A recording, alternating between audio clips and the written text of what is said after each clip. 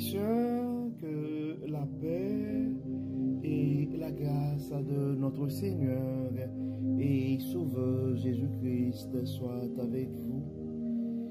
Ici est le WH Redemption Ministries pour notre dévotion matinale pour ce jeudi 15 août 2024. Toujours dans la mission de vous accompagner semaine après semaine, matinée après matinée, réveil après réveil sur le chemin du royaume de Dieu. Car l'essentiel, frères et sœurs, est dans le royaume de Dieu. La force est en Dieu. La guérison est en Dieu. La sagesse est en Dieu. Et surtout, l'espérance, frères et sœurs, est en Dieu. Et c'est pourquoi nous répétons et à chaque instant, et cherchons d'abord le royaume de Dieu et sa justice, et toutes les autres choses nous seront données en plus. Donc, frères et sœurs, c'est ici et la journée que l'Éternel a faite et qu'elle soit pour nous un sujet de gloire et de louange. Oui, frères et sœurs, c'est une bénédiction de pouvoir commencer notre journée avec Dieu. Un réveil avec Dieu, frères et sœurs, va nous donner la possibilité d'avoir une journée remplie de la faveur de Dieu.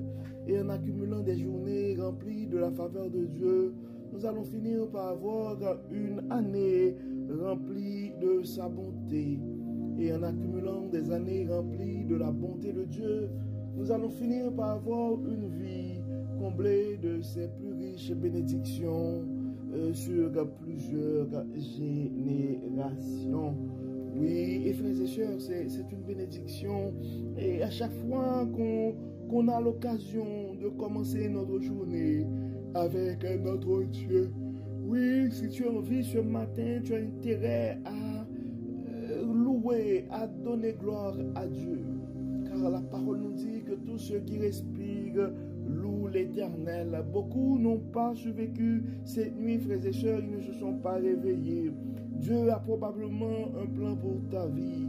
Et si tu vois que tu es encore vivant, donc Dieu veut continuer à nous parler, frères et sœurs, et le texte qui nous a été confié et suggéré en fait pour notre dévotion de ce matin, c'est le texte que nous trouvons en Matthieu chapitre 20.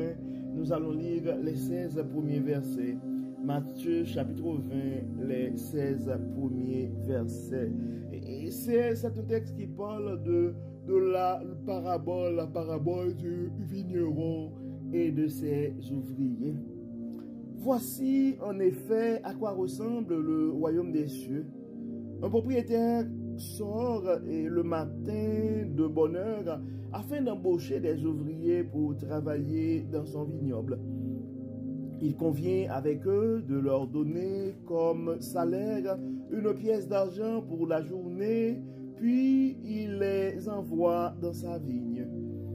Vers 9 heures et du matin, il sort de nouveau et en aperçoit d'autres qui se tiennent sur la place du marché et sans rien faire, il leur dit: vous aussi allez travailler dans ma vigne et je vous payerai correctement. Ils y vont, ils sortent encore vers midi, puis vers 3 heures de l'après-midi, et chaque fois, il agit de la même manière. Enfin, étant ressorti à 5 heures du soir, il en retrouve encore d'autres sur la place et leur dit: pourquoi restez-vous ainsi toute la journée à ne rien faire? C'est que personne ne nous a embauchés. Eh bien, vous aussi, allez travailler dans ma vigne. Le soir, le propriétaire du vignoble dit à son administrateur: fais venir les ouvriers et donne-leur la paix. Tu commencera par ceux qui ont été engagés les derniers pour finir par les premiers. Les ouvriers embauchés à 5 heures du soir se présentent d'abord et touchent chacun une pièce d'argent. Puis vient le tour des premiers engagés. Ils s'attendent à recevoir davantage, mais eux aussi touchent chacun une pièce d'argent. Lorsqu'ils la reçoivent, ils manifestent leur mécontentement à l'égard du propriétaire. Ceux-là sont arrivés les derniers, disent-ils. Ils n'ont travaillé qu'une heure et tu leur as donné autant qu'à nous qui avons travaillé dur toute la journée sous la forte chaleur. Mais le maître répond à l'un d'eux, « Mon ami, dit-il, je ne te fais pas le moindre tort. Une pièce d'argent n'est pas le salaire sur lequel nous étions d'accord. Prends donc ce qui te revient et rentre chez toi. Si cela me fait plaisir de donner au dernier arrivé autant qu'à toi, cela me regarde. Ne puis-je pas disposer de mon argent comme je le veux? Ou bien m'en veux-tu pour ma bonté? Voilà comment les derniers seront les premiers et comment les premiers seront les derniers. Nous venons de lire, frères et sœurs, la parabole du vigneron et de ses ouvriers en Matthieu chapitre 20, verset 1 à 16. Donc, nous devons nous rappeler, frères et sœurs, que Dieu est souverain. Il fait ce qu'il veut, à qui il veut, et autant manqué, il peut décider de bénir à sa manière qui il veut. Et des fois, et au lieu d'accepter la souveraineté de Dieu, l'autorité de Dieu, et nous essayons à apprendre à Dieu comment rendre justice, parce que nous estimons que certaines personnes, que nous autres, malgré notre état et de pécheurs, nous les condamnons et nous pensons que Dieu ne devait pas bénir ces gens. Mais nous devons comprendre, frères et sœurs, que notre Dieu est souverain et autant marqué, il peut faire ce qu'il veut de sa bonté. Et il y a une chose aussi qui devrait nous attirer notre attention dans ce texte.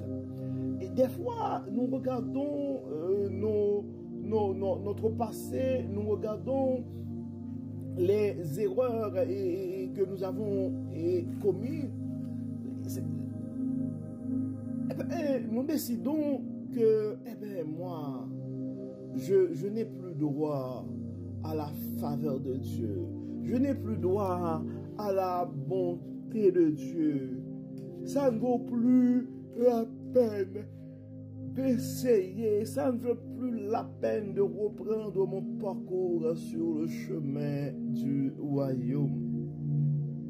Mon frère, ma soeur, la parole nous dit que notre Dieu est lent à la colère et riche en bonté. Et c'est un Dieu bon et il peut décider de manifester sa bonté à quiconque. Et la justice de Dieu est différente de la justice des hommes.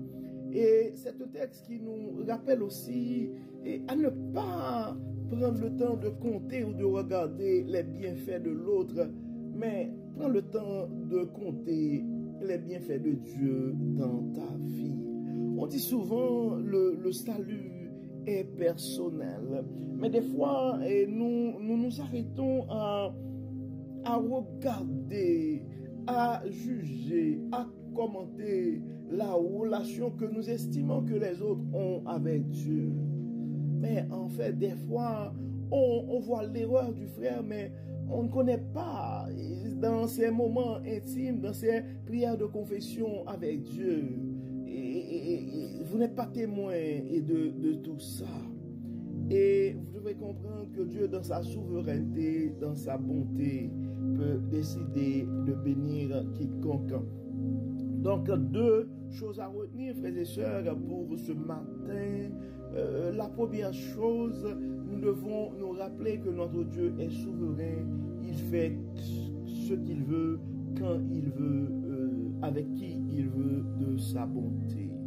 Et la deuxième chose que nous devons nous rappeler aussi, et ce que nous devons garder notre focus et regarder surtout la relation que nous avons avec Dieu, l'engagement que nous avons avec Dieu, les promesses de Dieu dans nos vies. Et n'essayons pas de regarder la relation, de compter les bénédictions de l'autre.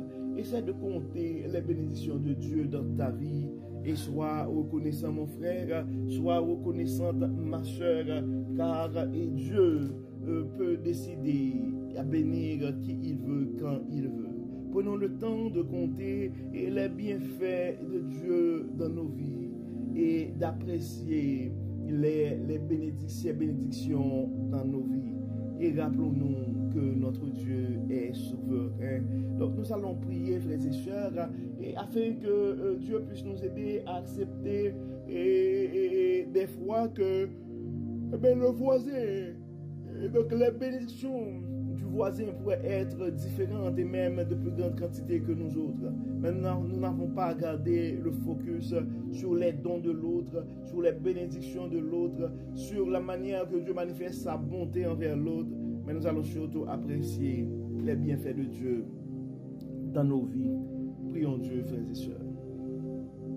Dieu de bonté, Dieu de miséricorde, nous te disons merci Seigneur pour ton amour, merci pour ta grâce, ta fidélité, merci Seigneur pour tout ce que tu as fait pour nous. Dieu clément, Dieu bon, Dieu miséricordieux, lent à la colère et riche en bonté. Merci Seigneur pour les rappels de ce matin. Merci Seigneur de nous rappeler que tu es le Dieu bon, mais tu es le Dieu aussi, le Dieu est souverain. Donc tu peux décider de partager et de bénir qui tu veux, quand tu veux, au moment de ton choix. Aide-nous, Dieu clément, à éviter toute forme de jalousie qui pourrait nous porter à apprécier, à compter les bienfaits de l'autre au lieu de compter tes bienfaits dans nos vies. Aide-nous, Seigneur, à être content de ce que tu nous donnes, à apprécier tout ce que tu as mis en nous, les talents, la manière que tu pourvois à nos besoins, la manière que tu nous protèges. Aide-nous, Dieu clément, à apprécier ces choses. Nous remettons entre tes mains des frères et sœurs qui probablement sont en train de souffrir de certaines situations, et nous te demandons dans ta bonté, donne-nous de réaliser que tu es souverain, tu fais toutes choses en ton temps. Et pardonne, Dieu clément, guéris et protège, et que tout soit fait dans nos vies pour la gloire de ton nom. Nous remettons cette journée entre tes mains, qu'elle soit pour chacun de nous un sujet de gloire et de louange. Au nom de Jésus, nous prions. Amen. Amen. Frères et sœurs, nous arrivons au terme de notre dévotion pour ce jeudi et 15 août 2024. Nous espérons que votre âme a été bénie. Si vous n'avez pas eu le temps de partager ce message à un frère ou à une sœur, nous vous encourageons de le faire présentement, car on ne sait jamais ce que la parole de Dieu peut faire dans la vie de l'un de ses enfants bien-aimés. Et d'ici là, frères et sœurs, nous vous souhaitons une excellente journée sous le regard du Dieu Tout-Puissant. Que le Seigneur nous bénisse, qu'il nous accorde sa grâce. Au nom de Jésus. Amen. Encore une fois, bon jeudi et à demain, frères et sœurs. Bye bye.